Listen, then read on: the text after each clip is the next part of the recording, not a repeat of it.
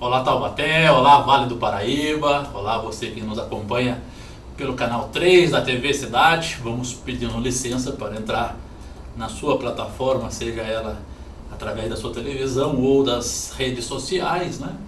Nessa sexta-feira, dia 30 de novembro de 2018, hoje que é o dia do Estatuto da Terra, um importante documento que devemos pensar e repensar e ler, né, o que estamos fazendo para preservar, contribuir com a preservação do nosso planeta, né, com relação aos direitos do homem também sobre ter o seu pedaço de chão, né, e essa discussão tem ficado muito aquém do que deveria, né, deveria ser fomentado discussões em escolas, em praças públicas, né, para a gente poder repensar o caminho que a sociedade, que a humanidade continua seguindo, né. Hoje também é o dia do síndico, né, e sabemos aí que tem pessoas que assumem o desafio de coordenar condomínios, coordenar entidades em que a figura do síndico é importante, e umas fazem muito bem, outras têm grande dificuldade de coordenar, né? A figura do síndico é uma figura até controversa aí no ambiente social brasileiro, mas parabéns a todos aqueles, né, que conseguem contribuir e organizar um condomínio, que eu sei que não é fácil, né? Tem interesses diversos, e a gente sabe, tem amigos que são síndicos, sabe o quanto a dificuldade tem para conseguir coordenar esses interesses. Hoje também é o dia do teólogo, né? Um abraço a todos aqueles que estudam, né, a teologia e as põem em prática nesses estudos, põem em prática para poder favorecer também o ser humano. E é o dia nacional do evangélico, né? A gente tem uma comunidade evangélica muito grande em nosso país, aqui na nossa cidade não é diferente.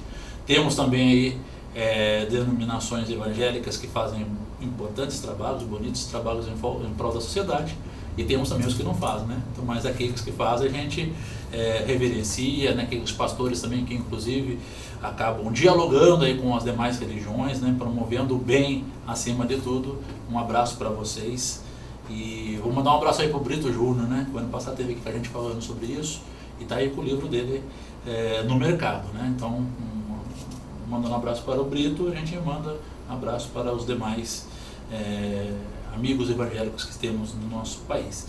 Amanhã, no sábado, nós temos aí o Dia Internacional de Luta contra a AIDS, e aqui em Taubaté a Casa Mulher e Vida vai estar promovendo, né, um importante evento chamado primeiro Positividade Cultural, que visa conscientizar a comunidade sobre o tema, né. A Casa Mulher e Vida fica ali ao lado da Santa Terezinha, próxima para a Santa Terezinha, na Avenida Marechal Arthur da Costa e Silva. O número é 633, né? Um abraço para a Vera, e que daqui é a presidente, né? E vão ter serviço de esclarecimento de dúvidas sobre ISTs, orientação e agendamento de testes rápidos de HIV, distribuição de preservativos, e também terá a parte cultural, né? Com o Maracatu Baque do Vale, com o MC Rafael Miranda, o MC Rato. Vai ter a Batalha da Colheita, que é um grupo de rappers que improvisam muito bem, né, a questão da palavra ali, um bacana. O Rick Araújo vai estar lá também, o sambista, compositor, né, cantor. Jongo Crioulo Taubaté, vai ter também ações de grafite, brechós colaborativos, varal de histórias, né? Além da parte de alimentação aí com os food trucks, né, lá da Bissabor, da Mad Magic, na verdade, e o Bissabor é geladinhos gourmet, né? Então também vai ter água e refrigerante para quem for passar o dia junto à Casa Mulher e Vida e nessas atividades.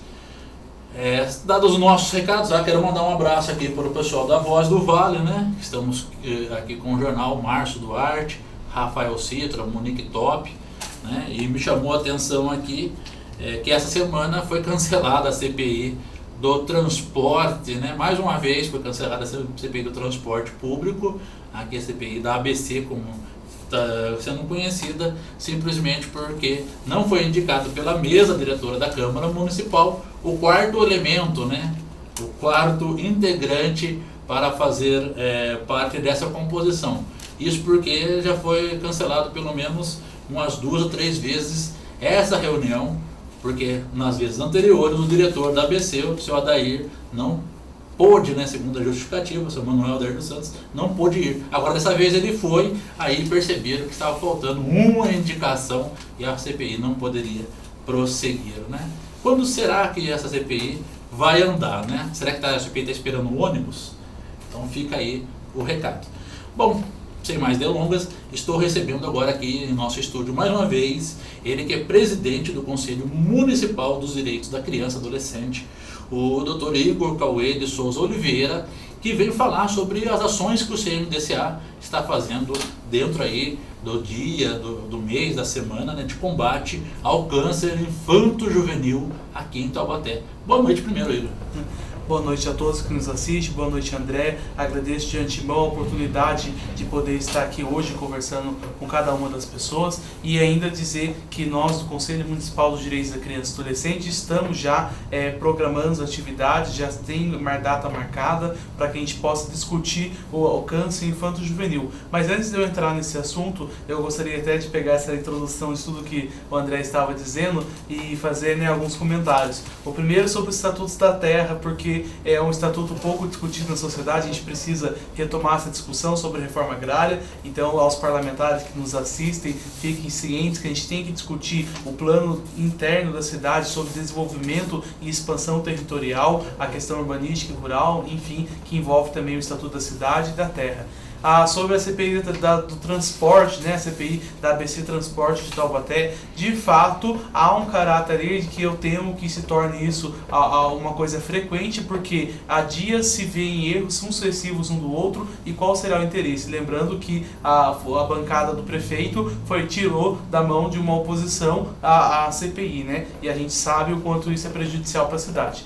Caminhando então sobre a discussão sobre o câncer infantil em definitivo, eu gostaria aqui de dizer a todos que nos assistem que no dia 4 agora de dezembro, nós iremos realizar atividades específicas para tratar da prevenção do câncer infantil. Por quê? Porque o público que está em tratamento em câncer infantil, eles, né, não tem tratamento específico em Taubaté, eles estão fora propriamente, o que demandaria até uma atuação extensiva a nós, porque seria uma questão estadual. Mas, em tratando-se do município, a gente vai fazer atividade no dia 4, que vai tratar, dentro do aspecto da prevenção, alguns pontos de esclarecimento de práticas da nossa vida no dia a dia que geram o câncer, seja a pessoa adulta, antes do período de gravidez, e a criança, que pode nascer ali com um desenvolvimento já biogenético relacionado à probabilidade de ter o câncer infanto-juvenil, ou aqueles que se desenvolvem por outros fatores ligados com a medicação, a exposição à radiação e outros fatores que são ligados na questão médica. No dia 4, nós iremos atuar em 3 frentes. A primeira vai ser lá no lar, lá Escola Santa Verônica. Esse dia, no lar especificamente, vai acontecer uma atividade de cunho pedagógico e explicação, junto com a Secretaria de Saúde, através de profissionais, sobre o que seria especificamente o câncer infanto-juvenil e como a gente pode prevenir e quais seriam os direitos. E dentre os direitos vai ser debatido, por exemplo, o direito ao tratamento fora do domicílio, uma vez que a gente tem que considerar que Taubaté não possui tratamento específico para criança com câncer aqui e nenhum adolescente até 18 anos de idade, até os 17 e 11 meses, né, que não tem tratamento adequado, tendo que ir para hospitais fora. O exemplo disso, o Hospital GAC, o grupo de apoio o grupo de apoio ao tratamento do câncer e da criança, que é em São José dos Campos. Igor, deixa eu pontuar aqui para o nosso telespectador poder entender isso. A obrigação, né, não sei a obrigação, mas a legislação que aponta a responsabilidade de quem? No caso do tratamento do câncer infantil, do governo municipal, do governo estadual, do governo federal. De quem que é a responsabilidade? As obrigações elas são compartilhadas, porque o SUS ele funciona de forma descentralizada, né? E aí a gente tem uma atuação que é parte específica do governo do estado, porque trata-se de demanda de alta complexidade, ou seja, o tratamento de quimioterapia pertence ao governo do estado de São Paulo, mas o tratamento que é o chamado tratamento auxiliar ao redor daquela criança, por exemplo, fornecer transporte, fornecer cadeiras de roda, por exemplo, junto com parceria com o estado, insumos como medicamentos que estão relacionados na relação municipal de medicamentos essenciais. O primeiro atendimento, o diagnóstico são competências municipais. Esse diagnóstico deveria ser feito por laboratório municipal também, mas que a gente não sabe que não existe na nossa cidade, por exemplo, e hoje é feito em parceria com a iniciativa privada lá na cidade de São José dos Campos. Nós sabemos que o município de Taubaté tem uma limitação do TFD, que é o tratamento fora do domicílio, de até 40 quilômetros, de 40 a 50, a depender do caso. O que gera, consequentemente, que quando você precisa fazer um tratamento, por exemplo, com o seu filho lá em Barretos, não vai ter transporte específico para levar. Então isso é uma deficiência municipal. Nós não temos na cidade, e é uma coisa que eu sempre venho alertando e a gente precisa discutir com o poder público, o plano municipal de primeira infância.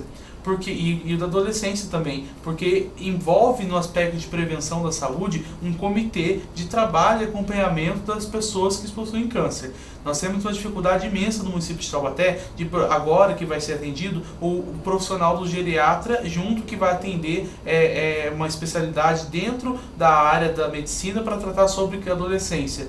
Né? Outro ponto é o diagnóstico em 60 dias. A lei federal determina que uma vez que há suspeita e condições para avaliação ali no conjunto, né, dos sintomas que a criança ou adolescente está sofrendo, ela precisa ser diagnosticada no prazo, depois de diagnosticada, tem que iniciar o tratamento em 60 dias. O que tem acontecido na prática? Por falta de leito, ou por falta de transporte, ou por falta mesmo de interesse político, a gente acaba que crianças e adolescentes na cidade não são uma prioridade quando estão com câncer. Efeito, temos que entrar com mandado de segurança, impetrar mandado de segurança um atrás do outro, sucessivos, porque as medicações e os custos do tratamento é muito caro. Então a gente precisa refletir isso na cidade. Nesse caso, quando não há tratamento de forma rápida e o diagnóstico também não é feito de forma rápida, as crianças são colocadas em risco, né? Crianças e adolescentes são colocadas em risco. Segundo aí os dados e as pesquisas médicas, diz que a chance, sendo tratado logo cedo, é de 80% no caso de criança e adolescente. Até diferente de adulto, né? A chance é muito maior, mas se tiver todas essas dificuldades, isso não acontece. O que acontece de fato é que nessa probabilidade dos 80%, a gente considera sempre que, se for diagnosticado no prazo de 60 dias, aumenta a probabilidade e faz com que em 60 dias inicie o tratamento, para que se inicie quimioterapia, radioterapia, o que for necessário. O que acontece na prática? Na prática, no município específico de Taubaté, as pessoas têm que ir no PAMO, do PAMO para a central de vagas, da central de vagas para o especialista às vezes não consegue identificar, e nesse meio todo esse termo, depois de identificado, não consegue a medicação no prazo, aí tem que entrar na justiça, aí saiu o resultado da justiça, acontece o quê? Demora mais lá 10 dias para cumprir, aí tem que impor, o juiz tem que colocar na decisão, porque até isso a prefeitura questiona, se não colocar na decisão especificamente que tem multa diária, aí eles não cumprem quando der na telha de alguém da gestão, infelizmente. E isso é muito claro para quem já vivenciou isso. Eu falo por experiência própria, mas falo também pelas famílias que acompanhei. Tive na minha casa um adolescente com câncer que foi tratado fora do domicílio e que eu vi as imensas dificuldades e as burocracias impostas que fizeram que houvesse uma redução da qualidade de vida daquela criança, daquele adolescente. A título de exemplo só, uma criança ou adolescente que sofre, por exemplo, com meduloblastoma, que é um tipo de câncer, ele acaba sofrendo dificuldade de locomoção, dependendo da área que está o câncer dele no cérebro. O exemplo no cerebelo, que é responsável aqui atrás para tratar da movimentação. E essa criança depende de cadeira de roda. Para conseguir uma cadeira de roda, por caminhamento pelo Simão Toro, precisa passar na casa da mãe taubatiana, a antiga casa da mãe taubatiana. E para conseguir chegar lá, precisa passar por neuro. Para chegar no neuro, tem que passar na UBS. Da UBS, tem que ir na central de vagas. Entende que existe todo... E no final dessa história, sabe o que acontece? Nós temos vivenciado momentos muito tristes de crianças falecendo ou adolescentes porque não conseguem concluir nem 56% do seu tratamento por falta ou por dificuldades. Nós temos aqui um hospital que representa toda a região, né? Que é o Hospital Regional do Vale do Paraíba, que fica próximo, inclusive, da prefeitura, né? Então, bem localizado. Né? E por que o nosso hospital regional não tem essa especialidade também como carro-chefe, sendo que ele atende não só Taubaté, como a região vizinha e, no caso, poderia beneficiar nossas crianças e adolescentes? A explicação que me foi dada, e isso é uma questão que eu questionei também, é que o Hospital Regional de Taubaté ele possui uma ala de oncologia somente para adultos. Então, tratando-se de demanda de alta complexidade da infância e da criança e do adolescente, ela é tratada no GAC, que seria o hospital de referência. Porém, não há até hoje uma vontade de um consórcio público de municípios para estabelecer um hospital no Vale do Paraíba de tratamento do câncer. E isso é uma coisa que tem que ser discutido. Porque o que acontece? A gente precisa refletir, por exemplo, a respeito de quanto a criança se desgasta para se movimentar de Taubaté ou de Guaratinguetá ou do fundo do vale para chegar até São José dos Campos, faz quimioterapia, volta passando mal para a sua cidade. Nesse caso, Igor, você citou até o GAC, que é de São José dos Campos. Ele é uma entidade da sociedade civil, né? Ele sendo uma referência, também não é o poder público, seja ele municipal ou estadual, que mantém. É a própria sociedade civil que mantém, né? Então, o Hospital do GAC ele tem a seguinte situação, uma situação bem complicada. O Hospital do GAC hoje sofre com falta de recurso para manter a estrutura, o que significa dizer que de todo o gasto que o hospital faz do serviço 100% gratuito para criança e adolescente, ele recebe 1/3 somente do SUS. E quando recebe? Existem procedimentos que é feito no Hospital do GAC que custam, por exemplo, 60 mil reais. E aí, o SUS demora cerca de 6 a 7 a 8 meses para depositar a primeira parcela dividido dos 10 meses de 60 mil reais. Então vejam que muito do que o hospital hoje faz de campanha, de doação, por exemplo, de nota fiscal, né? Você que é consumidor, chegou no seu balcão, pede a nota fiscal, não põe o seu CPF, encaminha a nota fiscal no mesmo dia ou no prazo de 5 dias para o Hospital do GAC, que eles vão reter na fonte da chamada nota fiscal paulista para o hospital, porque hoje atende 510 crianças lá. E muitas delas, você tem aí números a respeito de Taubaté, de crianças taubatianas que são atendidas fora do nosso domicílio? Hoje nós temos uma seguinte realidade, nós temos crianças atendidas fora do domicílio, não só no GAC, mas no Hospital de Barretos e de São Paulo, lá no Hospital das Clínicas. Nós temos em média aí pelo menos quase 50 crianças com câncer na cidade que estão em tratamento intensivo. Isso não significa dizer que não exista mais, porque existe aqueles que estão indo só naquela fase periódica, que é após a quimioterapia, ele fica lá de 6 em 6 meses, de 3 em 3 anos ou de 5 em 5 anos indo no hospital. Aqueles que estão na parte mais intensa passam por dificuldades. Que é o exemplo nítido da dificuldade que hoje uma criança adolescente passar mal e se ela possuir câncer, ela chegar na UPA, o médico da UPA não pode medicar ela sem autorização de um oncologista, o que faz com que essa criança tenha que aguardar para que seja autorizado por um oncologista feito a contato à distância, ou que essa criança seja levada para um hospital especializado que trate de oncologia pediátrica.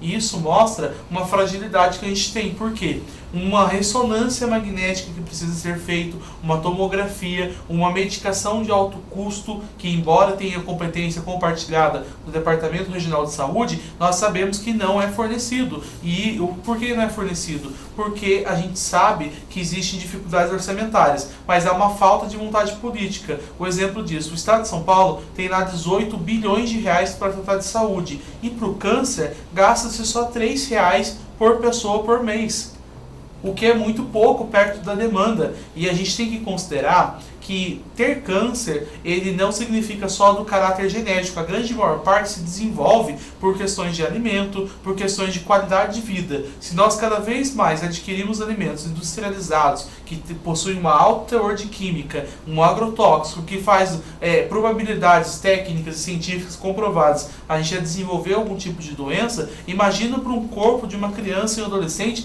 que está em fase de desenvolvimento. Nós aqui temos que ponderar que existe um princípio que está estabelecido no ECA, que é a proteção biológica, psicológica e social, que é o princípio da proteção integral biopsicossocial. Porque nós temos que prezar, porque esse adolescente, essa criança até os 21 anos de idade, ele está em fase de desenvolvimento.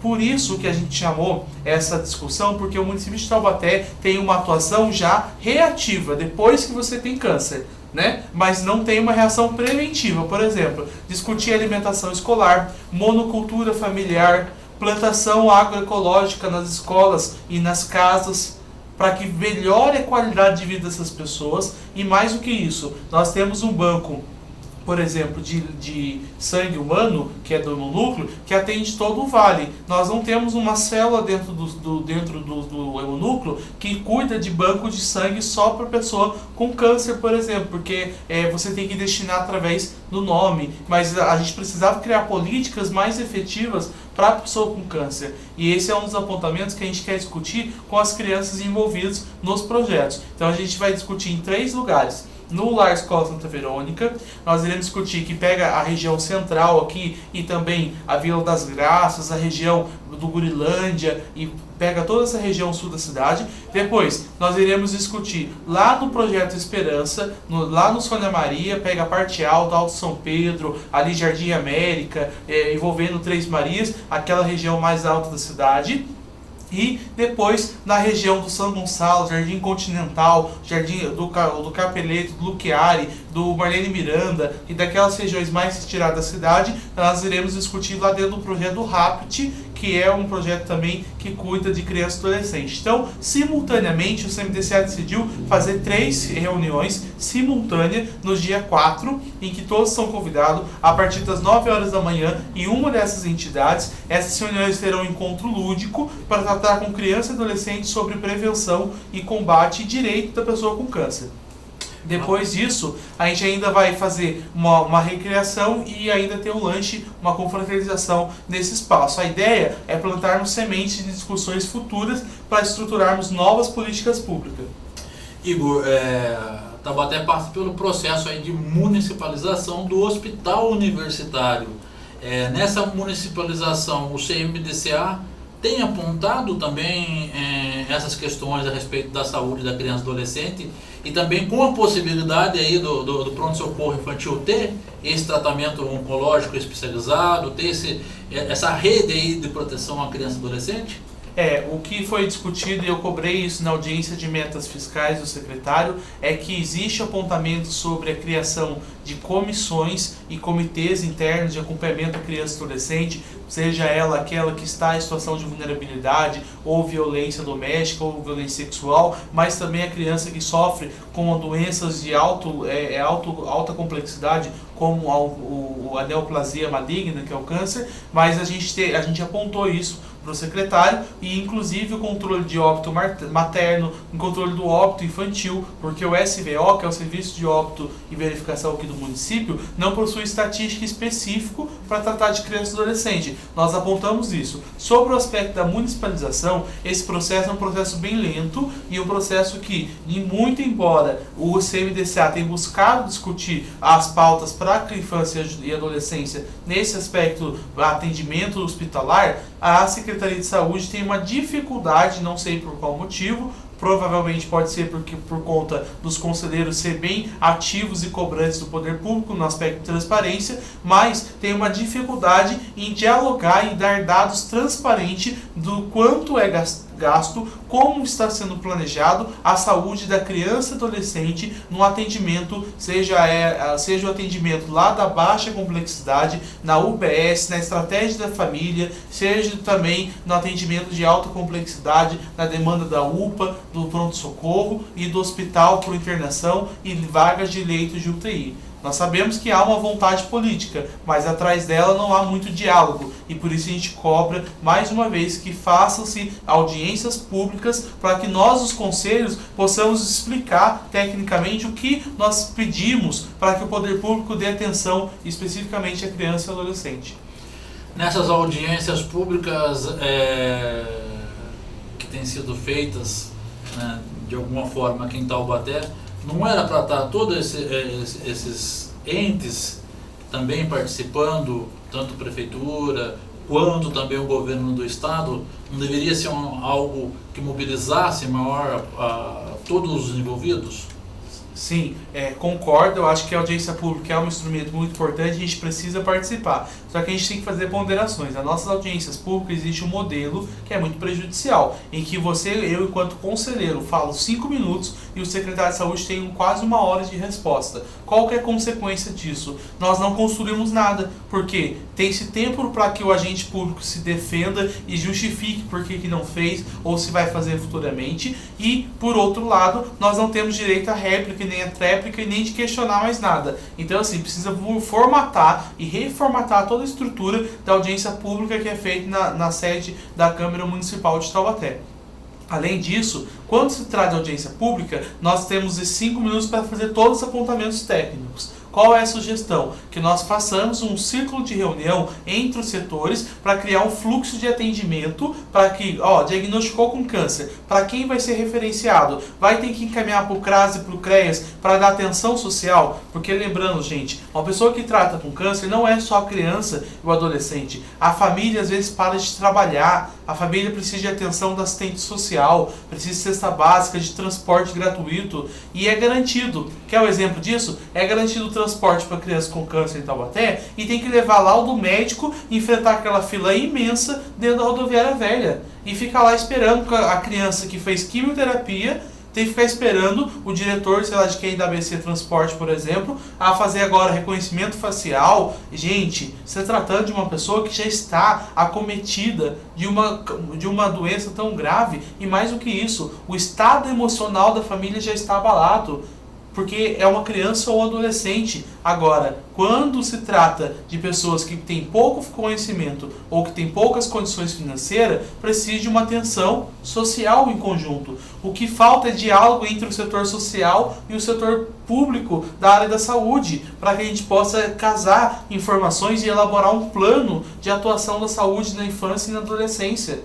E isso mostra que só nós iremos caminhar quando houver realmente vontade política, porque a gente cobra, e nosso CMTCA entrou com uma ação de improbidade administrativa cobrando isso, que fosse atendidas as prioridades das conferências municipais que apontam prioridades da política pública e até agora não são cumpridas pelo seguinte fato, de que justifique-se que não tem orçamento, que não é possível, e até quando? Até quando? Quantas crianças precisarão morrer e quantos adolescentes precisarão morrer para conseguir, por exemplo, um medicamento, uma cirurgia na fila do SUS e inclusive baixa complexidade. Precisa de um medicamento específico na prefeitura, no CEMUMI, né? E chega lá, passa-se dias e não consegue a medicação.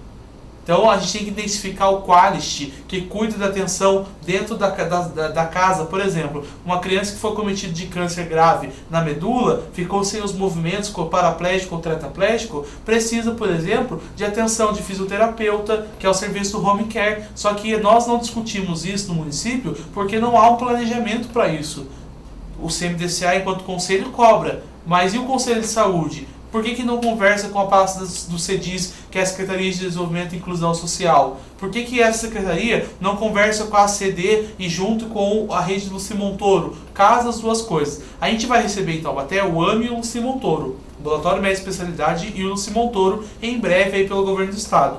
Mas até que isso aconteça, o fato é que crianças estão sendo levadas para fora do município e quando as mães reivindicam, por exemplo, eu já peguei transporte do município para ir para fora, em que pega o ônibus da ABC, vai andar com uma criança com quimioterapia, com uma cadeira de roda, no transporte da ABC, enfim.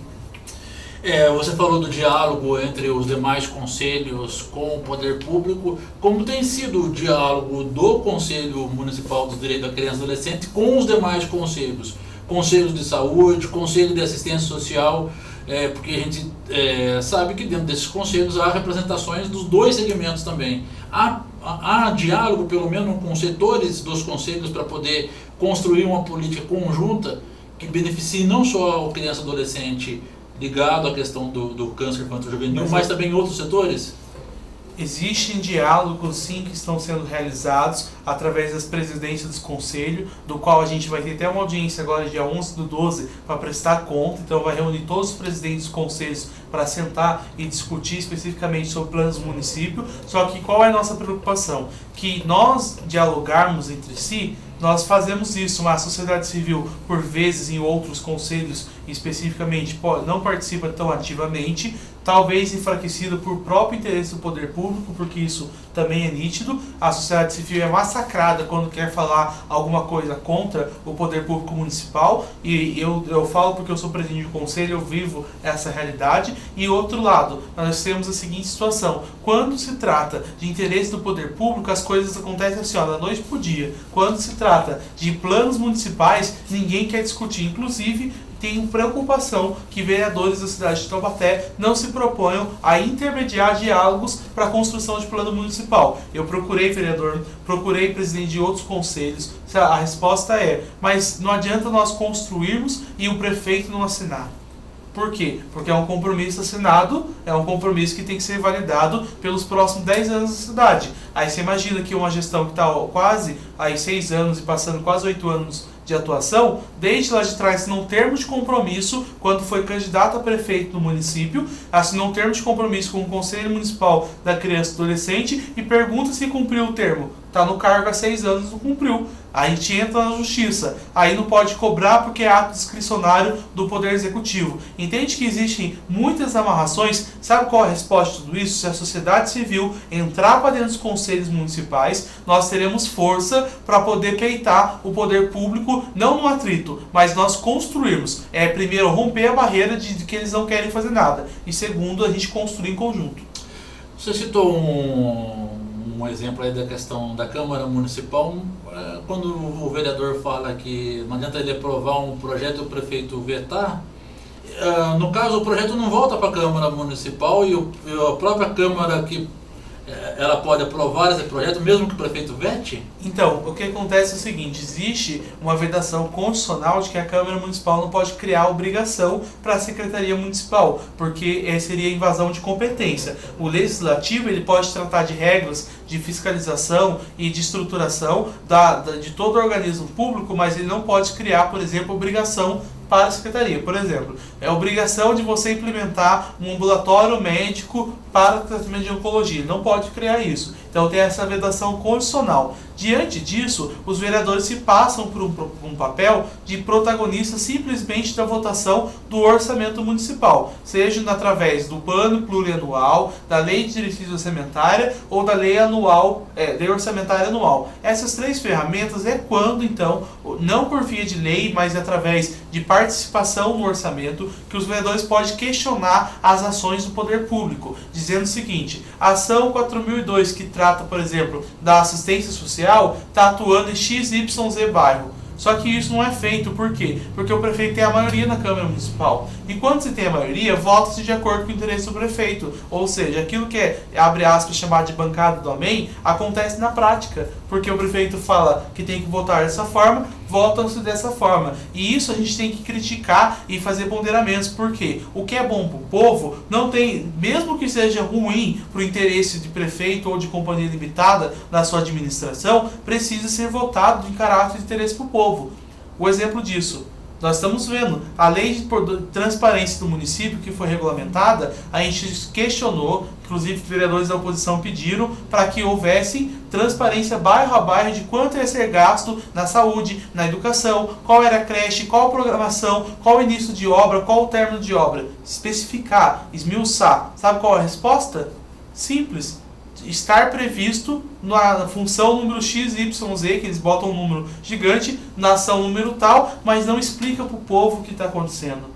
Outra coisa: durante as sessões ordinárias da Câmara, são votadas assim: a Lei Complementar 14.015, de 2018, aprovado. Não discute, ninguém explica para quem está assistindo ou para quem está participando lá na sessão o que trata essa lei. Ninguém entra em debate, sabe por quê? Porque os votos são feitos já nas comissões, tudo amarrado. E isso faz com que cada vez mais nós tenhamos pessoas que votam de acordo com o interesse interesse político e não o interesse da política pública para o povo. Mas há a possibilidade da população participar de forma mais efetiva, né? Como na discussão da LDO, né? Foi agora, infelizmente muita gente deixou de passar mais uma vez e não foi discutir. Na questão da saúde, especialmente da criança e adolescente, isso é prejudicial, né? Existe possibilidade de participar. O que eu sempre reforço é que participar de audiência, você vai lá, pede a tribuna. Você tem 3 minutos para falar, enquanto munícipe. Esses 3 minutos, o secretário e companhia tem mais de meia hora se deixar para responder. Então a gente tem que criticar o formato. Depois, a forma com que a peça orçamentária é proposta é muito complexo de entender. E eu falo isso não por minha formação técnica, porque mesmo tendo formação técnica é dificultoso de entender. Agora, uma pessoa leiga, que nunca viu nada disso, pega lá um monte de número, códigos, funções, ações, tudo em códigos, quem entende isso? Entende? Então precisa ter uma clareza maior. Outra coisa, as audiências aqui na Câmara Municipal de Taubaté, e tratando-se da lei orçamentária, acontecem de forma que muitas das vezes apresenta-se a mesma audiência que aconteceu há um ano atrás, porque todo ano apresenta a lei orçamentária anual e todo ano é o mesmo formato. Então, assim, a população participar seria na cobrança, queremos transparência, reivindicar, abaixo-assinado, pressão em cima do poder público, seja ele legislativo ou executivo, para que se tenha transparência de tudo isso. O que acontece? Nós sabemos que a transparência que tem, ela ainda é muito pouco, e só para quem tem conhecimento técnico consegue discutir.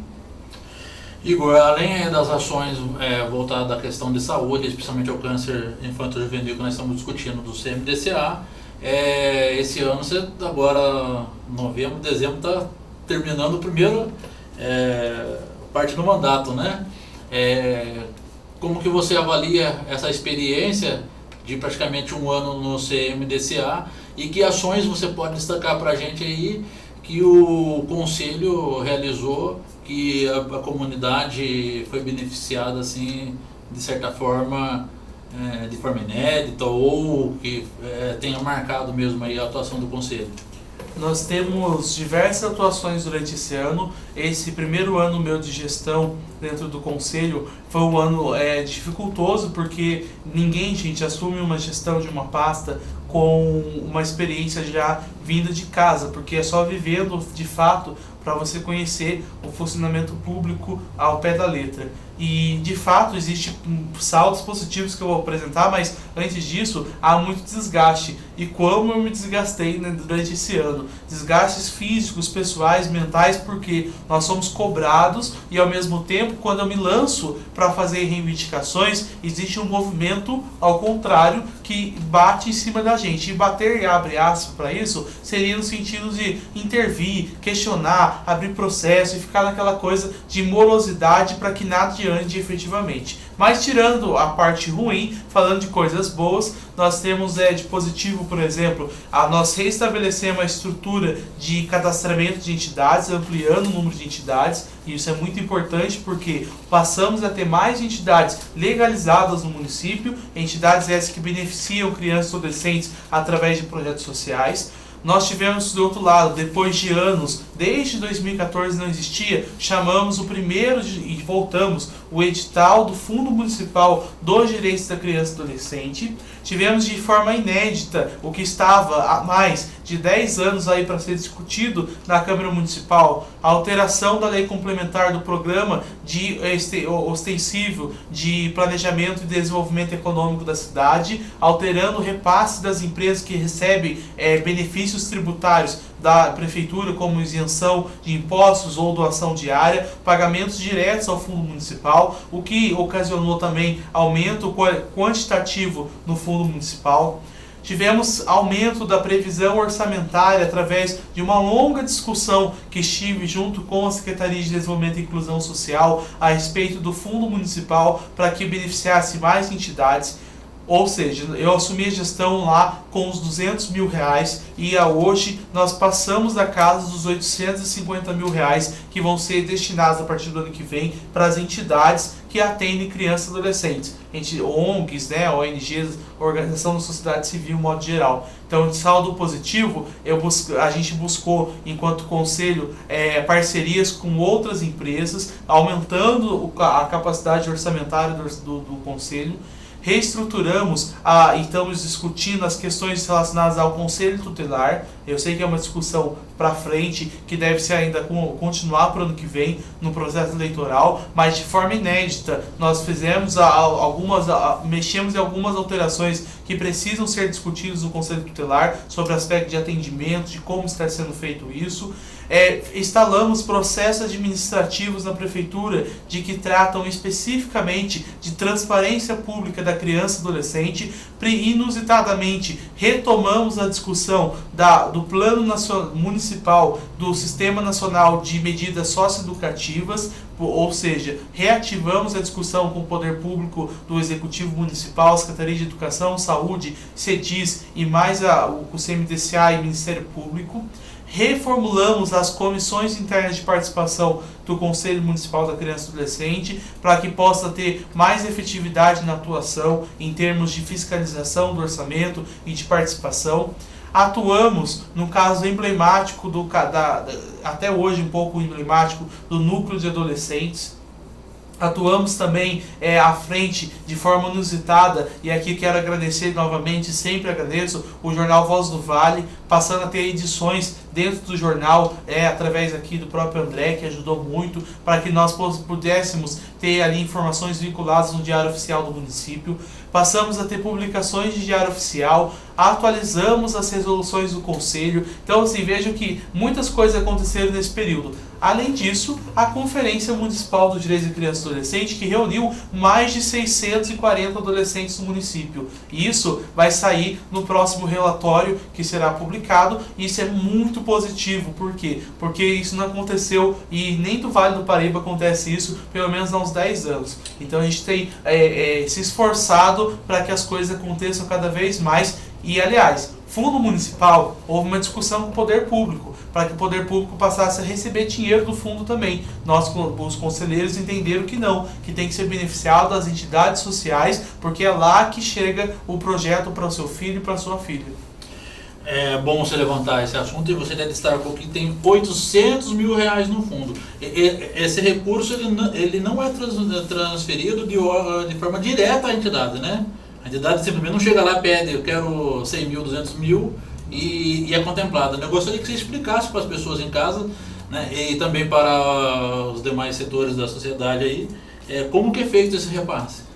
Inusitadamente, a gente fez algo que o município talvez até não esperasse enquanto poder público, chamar o edital de chamamento público para que nós, da responsabilidade do conselho, façamos o termo de referência e estabelecêssemos quais seriam as prioridades na saúde, na educação, na assistência social e na cultura, e no esporte e lazer. Juntando essas 5 áreas, definimos quais eram os tipos de projetos que poderiam ser beneficiados, e abrimos editais. Esses editais ficaram abertos por 60 dias, esses editais tiveram inscrição de entidades cadastradas, e é importante cadastrar no CMDCA para que você possa participar de editais. Desses editais, por exemplo, beneficiamos com emenda impositiva, através vindo do Legislativo, 5 entidades com 6 mil reais, e agora mais 12 entidades com 45 mil reais. Para o ano que vem, provavelmente 15 entidades com 50 mil reais. Essa é a meta. Por quê? Porque o ano que vem vai estar executando o recurso que foi liberado agora, no final do ano, para poder executar durante o ano todo. O edital de janeiro do ano que vem recebe a partir do meio do ano que vem até 2020. A nossa ideia é criar uma continuidade. Essa composição do fundo municipal, ela é feita de recursos reprogramados, que são recursos que estavam parados no cofre público há anos, que não foi alterado e que ficou lá, e a gente conseguiu reativar esses recursos. Depois, recursos que estão relacionados à iniciativa privada, que é a maior parte, doação, abate de imposto de renda, incentivo, campanha que a gente fez da campanha Leão Amigo da Criança e Adolescente, que foi junto em parceria com a Secretaria de Esporte, em que os artistas da cidade e também os jogadores do vôlei ajudaram na arrecadação do fundo. Nós tivemos, durante esse ano, aumento da quantitativo e qualitativo dos projetos. Aumentou o número de entidades, aumentou o número de projetos, consequentemente aumentou o número de pessoas beneficiadas. O processo é feito segundo o marco regulatório das organizações de sociedade civil, que é uma lei federal. Então, se você tem dúvida de como é feito um projeto, lá no marco regulatório, a Lei 13.019 de 2014, ele fala exatamente da estrutura desses projetos. E a gente fez esse edital dentro do Conselho, fizemos uma comissão mista, essa comissão participa do Poder Público, sociedade civil, que não foram apresentantes dos projetos, e aí, dentro desse contexto, tiramos aqueles que foram vencedores, abre-se prazo de recurso, enfim, tudo que é necessário para que se tenha garantia. A partir de então, encaminhamos para o Poder Público para a execução desse recurso. Então, são 2 editais esse ano que foram contemplados, 2 editais que a sociedade civil teve oportunidade de apresentar recurso, né? Um, inclusive, já saiu o resultado, e o outro ainda está em encaminhamento. Tá em encaminhamento. Quando que saiu o resultado do... Vamos lá. O primeiro já saiu o resultado, né? Nós beneficiamos aí algumas entidades, a Associação Pro Ajudou, a PAI, a CIT, que é a Associação do Síndrome de Down, né? E beneficiamos também o Projeto Esperança e o projeto, eu não estou me lembrando agora o nome do quinto, mas foram 5 entidades beneficiadas. Depois, e gerando quase que 300 crianças só nesses 5 já beneficiadas de forma direta, além de mais de 600 famílias beneficiadas de forma indireta. Para o FUNCAD, que é o Fundo Municipal, serão 12 projetos de 45 mil. Nós tivemos 17 projetos apresentados, mais 12 entidades que apresentaram. Então a gente está ainda definindo quais serão os projetos contemplados, porque alguns estão em processo de avaliação ainda, mas a partir, na verdade, de hoje foi encerrado o prazo de avaliação. Consequentemente, dentro em breve, nas próximas 2 semanas, porque eu tenho que passar na reunião ordinária do Conselho para aprovar, mas até o dia 18 de dezembro, nós já teremos os nomes de todas as entidades beneficiadas, qual o projeto, quanto de recurso e como será executado cada um desses projetos. Encaminharemos para o prefeito municipal para assinatura do termo de colaboração e execução a partir de janeiro do orçamento previsto no projeto. Você também destacou a respeito aí do Leão Amigo da Criança e do Adolescente, né? Essa campanha ela é anual, já está inclusive a próxima pronta para iniciar, e como as pessoas podem colaborar? O programa Leão Amigo da Criança e Adolescente é um programa instituído por base na Receita Federal, é uma parceria que a gente estabeleceu. Essa parceria permite que sejam doados antes do dia 31 de abril do ano seguinte, no imposto de renda da qual você, mãe, você, pai, declara. Você pode doar até 3% agora e depois mais 3%, totalizando 6% do seu total do imposto de renda. Igor, eu não quero pagar imposto de renda para o fundo público, não gosto, acho ruim e tudo mais. Mas se você vai pagar, destina 6% para criança e adolescente. Mas virou o ano, a partir de janeiro. A partir de janeiro somente pode doar 3% até o dia 30 de abril e para o ano que vem, você ainda pode, empresa, você pessoa jurídica, pode em qualquer período do ano doar 1% de toda a renda líquida que você arrecadou e você declarou no imposto de renda da pessoa jurídica, e aí você pode destinar para o fundo municipal, porque isso vai beneficiar mais aí de 27 projetos que têm rodado a cidade com mais de 3 mil crianças atendidas.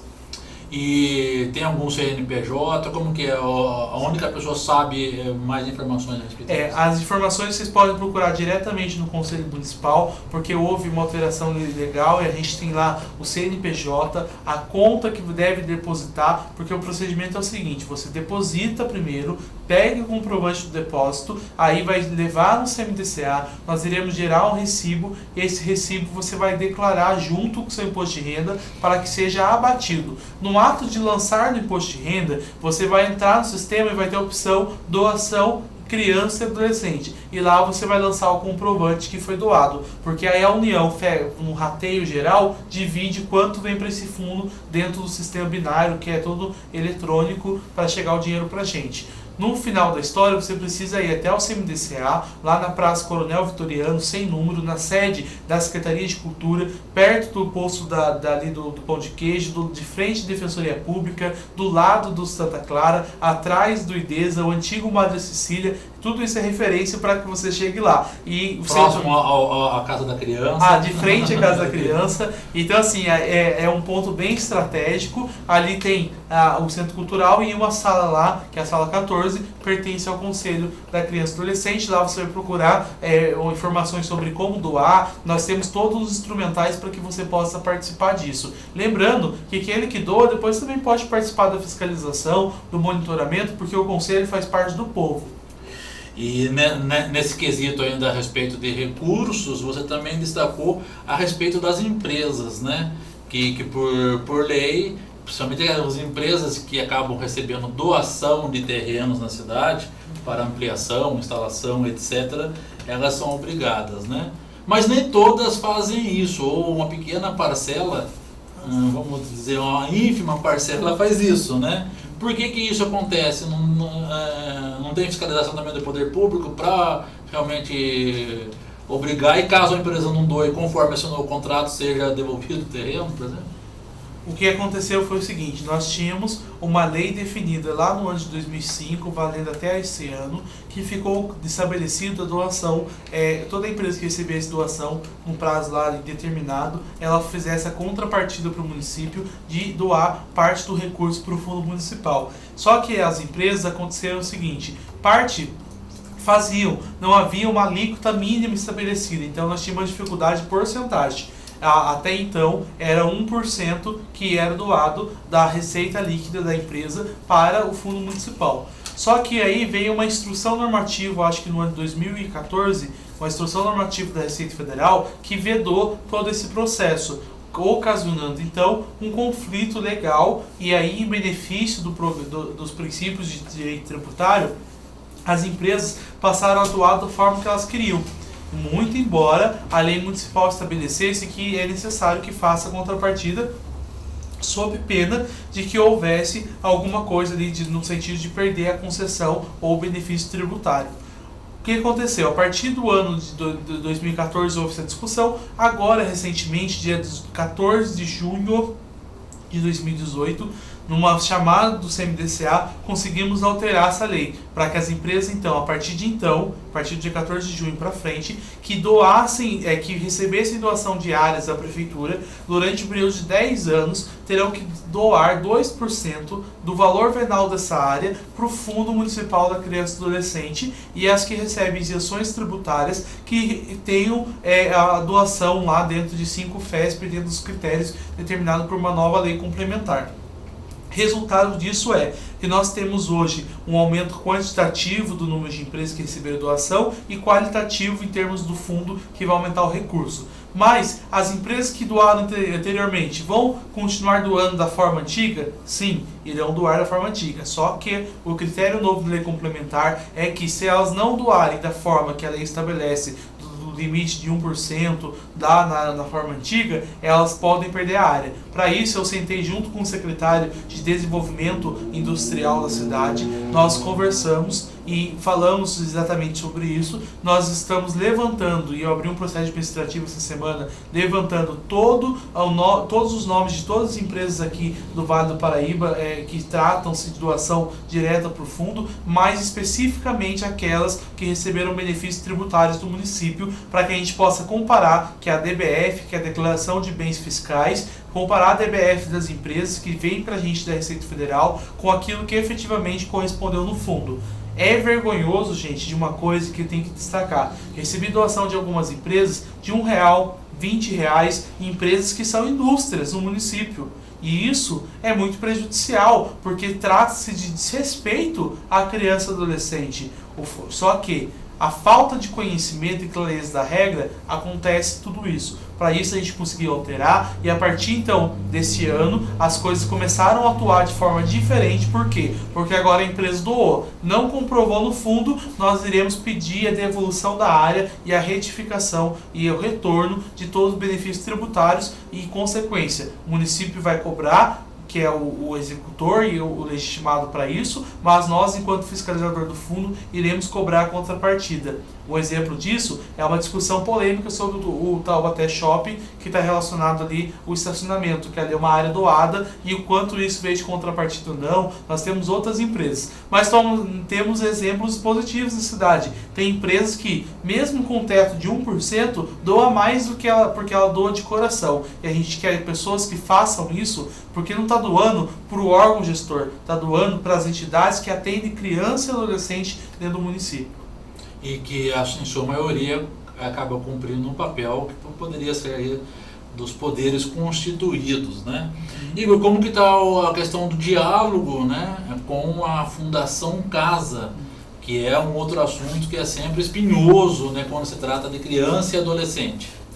Vamos lá. Fundação Casa, nós tivemos recentemente, isso é um benefício também da nossa gestão depois de um ano, de que trata especificamente da nomeação e composição do conselho diretor da Fundação Casa.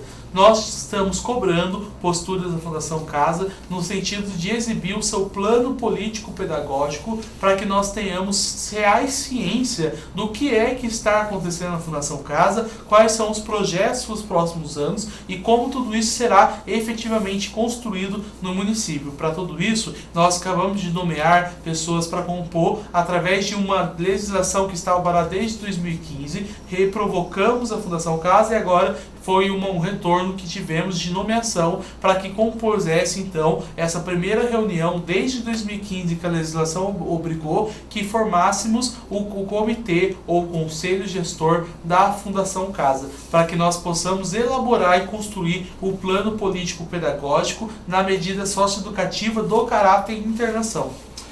Para a gente finalizar, Conselho Tutelar é o grande desafio o ano que vem do Conselho Municipal dos Direitos da Criança e Adolescente. Tem eleições no ano que vem? E como que a sociedade pode participar dessas eleições? Eu devo vir o ano que vem aqui também para falar especificamente, né? Mas é importante a gente frisar que o ano que vem é ano de eleição do Conselho Tutelar, que vai permitir entrar pessoas por 4 anos na gestão. É um desafio para o Conselho, é um desafio pessoal meu, um desafio de nós renovarmos 100% do Conselho, de nós ocuparmos o Conselho com pessoas com formações mais técnicas possíveis, a fim de que aumente a atuação com a criança e adolescente no aspecto de proteção. O Conselho Tutelar tem desafios, por exemplo, acerca do atendimento. Nós temos hoje quase 14 mil atendimentos por conselheiro. E isso mostra que a gente precisa planejar o terceiro Conselho Municipal. Pedir para o secretário, pedir para a Secretaria de Desenvolvimento e Inclusão Social, pedir para o secretário de Governo que incluísse no plano de gestão de 2020 que já o próximo prefeito entrasse com um compromisso da lei plurianual para que ele faça a implementação do terceiro Conselho Tutelar, passando a ter 15 conselheiros tutelares. Para que tudo isso aconteça, nós estamos corrigindo o que tem que ser corrigido nesse momento, ocupando o espaço do Conselho Tutelar para fazer uma auditoria acerca de tudo que realmente tem sido produzido no Conselho. Iremos fazer uma audiência pública para o ano que vem, pedindo transparência do Conselho Municipal, do Conselho Tutelar especificamente, e essa transparência para mostrar os apontamentos de produtividade, mapeamento da violência e tudo mais que for necessário. Para tudo isso, nós iremos então diagnosticar o município, depois disso fazer o processo eleitoral que precisa ser feito. A eleição será lá em outubro, no dia 7 de outubro, porque é sempre no ano seguinte a eleição presidencial do Brasil. A eleição acontece da mesma forma que acontece para vereador, para prefeito, da mesma forma, de 4 em 4 anos. Essa eleição será determinada locais, ele terá um edital, qualquer município pode participar, desde que tenha o RG e o título de eleitor, para que possa ir lá na urna eletrônica votar no seu candidato para o Conselho Tutelar. É quase que uma eleição para vereador prévia, né? Só que não é um vereador especificamente, mas ele vai atuar na infância e juventude de uma forma muito importante. E lembrando, por que precisa a gente desmistificar o conceito de Conselho Tutelar? Porque Conselho Tutelar não é para tirar a criança só de casa ou só para fiscalizar os pais e as mães, mas para garantir proteção integral. Então, o ano que vem nós temos desafios sim, mas o principal deles, renovar 100% o Conselho Tutelar. Igor Cauê de Souza Oliveira, presidente do Conselho Municipal dos Direitos da Criança e Adolescente, quero agradecer a sua presença aqui no nosso programa das 6, mais uma vez, e reforça aí para a nossa comunidade, para o dia 4 agora, poder participar também dos eventos do CMDCA.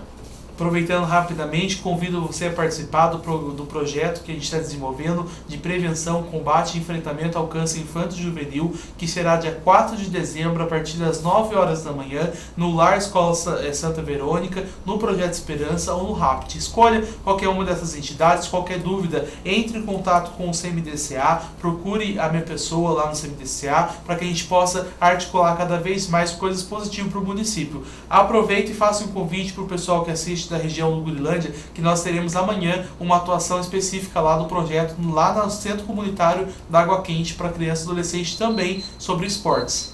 Então, agradecendo ao Igor Cauê, agradeço também a Lília Margarete aqui na nossa produção, Walter Perrone, o Mário Jefferson Leite Mel, o nosso diretor, e toda a nossa equipe. Agradeço a você que sempre nos acompanha aqui no programa das 6 e quero também parabenizar todos os sambistas, né, que no domingo é o Dia Nacional do Samba e não vamos deixar o samba morrer, né, que é um patrimônio cultural brasileiro. Então, uma ótima noite para você, um ótimo fim de semana. Na segunda-feira nós estamos de volta aqui a partir das 18 horas.